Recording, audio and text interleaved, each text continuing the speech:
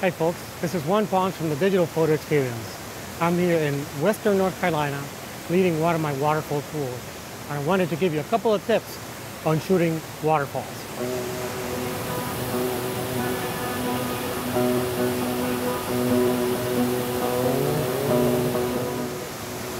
The name of the game when shooting waterfalls is getting nice, silky water that looks like it's flowing and it's moving in your images. And the way you accomplish that is by shooting with slow shutter speeds, normally between 1.5 seconds and 4 or 5 seconds.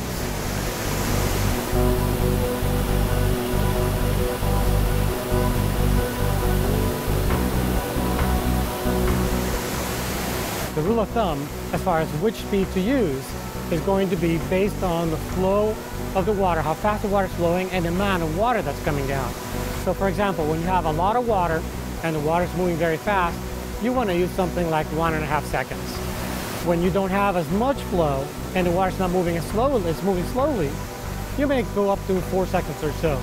In a situation like this waterfall behind me, I'm going to be going at about 1.5 seconds, maybe even 1 second.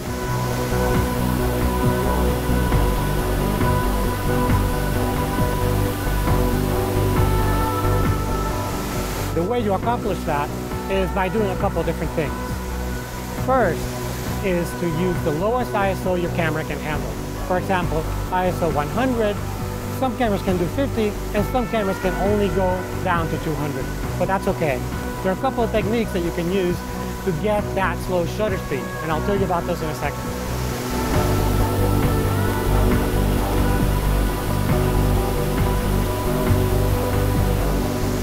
Well, the way you get those slow shutter speeds is by doing a couple of things. First, using a small aperture.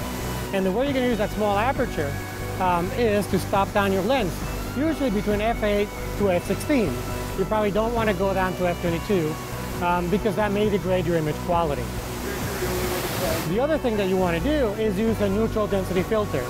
You can use a 3-stop neutral density filter or a 6-stop neutral density filter. Those two are the ones that I like to use. I like to sometimes use them independently, or sometimes I feel like I need to combine those. The last thing that you definitely want to be using is a polarizer, and make sure that you use that polarizer correctly. What you use the polarizer for is to actually remove the reflections from the water. And what you want to do is twist that polarizer so that as you look into the viewfinder, you can see that reflection coming off. Well, I hope those tips help you next time you're out shooting a waterfall. And why don't you join me next time on one of my waterfall workshops, and I'll take you to some locations like this. Take care.